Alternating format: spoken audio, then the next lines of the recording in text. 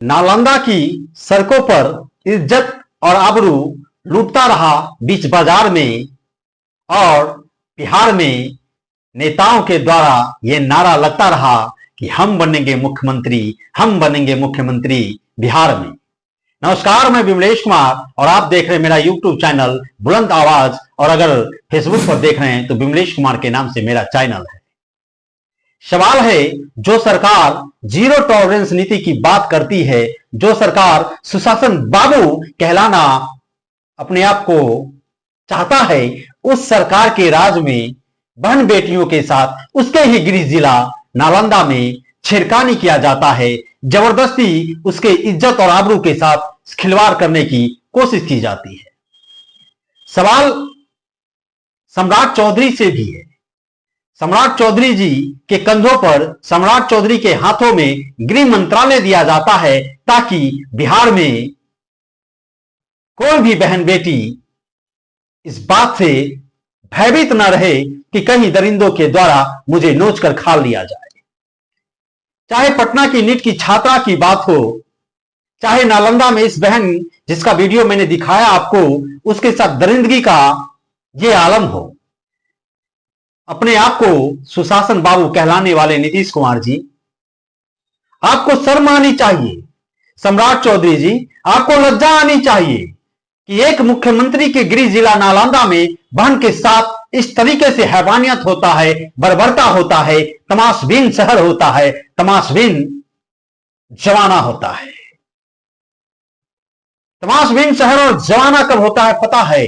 जब किसी राज्य का राजा ही अत्याचारी हो जाए, किसी राज्य का राजा ही खुद के बारे में सोचने लगे तो उसे जनता का परवाह नहीं होता है।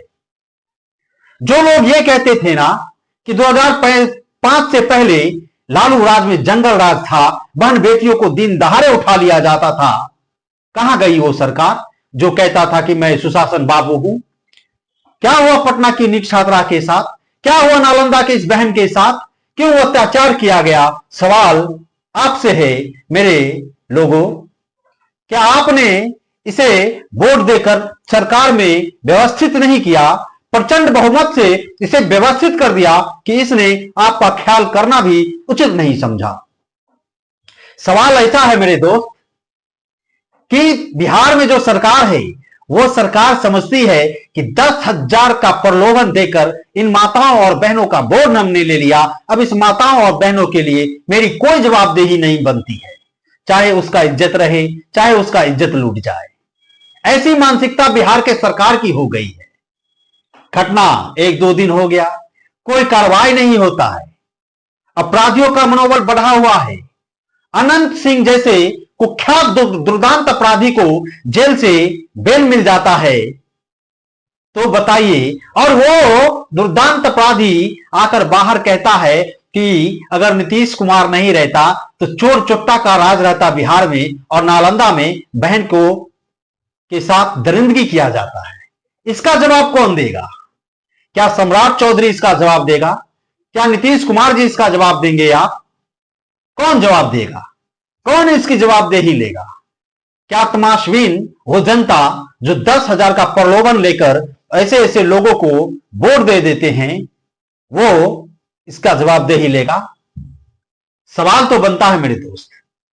अगर मेरा सवाल पूछना इतना ही लोगों के दिलों में कांटों की तरह चुभता है तो चुभने दीजिए ना साहब। मेरी आदत है लोगों को सच बोलने की।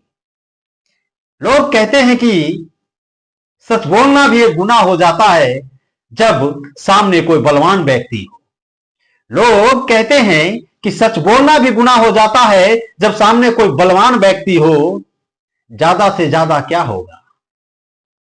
घर में बिस्तर लगता है, जेल में बिस्तर लगेगा, लेकिन सवाल पूछना तो जायज होगा ना।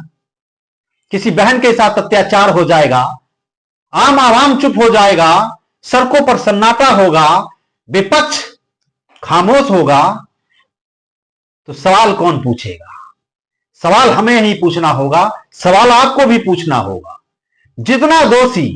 जितना दोषी उस नालंदा में उस लड़की के साथ दरिंदगी करने वाला वो चंद लड़के हैं, उससे कहीं ज्यादा दोषी वो लोग हैं जो इस बहन बेटी का वीडियो शेयर करता है, उसके फेस को आइडेंटिफाई करके शेयर करता है बिना पिक्चर को ब्लर किए हुए, वो भी उतना ही दोषी है और उसमें भी कार्रवाई होनी चाहिए कि नहीं होनी चाहिए। अगर मेरा सवाल पूछना आपको अच्छा लगता है तो मेरे YouTube चैनल बुलंद आवाज को आप सब्सक्राइब कीजिए। फेसबुक पर देख रहे हैं तो मेरे चैनल फेसबुक पर विमलेश कुमार को आप फॉलो कर दीजिए और वीडियो को शेयर कीजिए ताकि मेरा मनोबल बढ़ता रहे।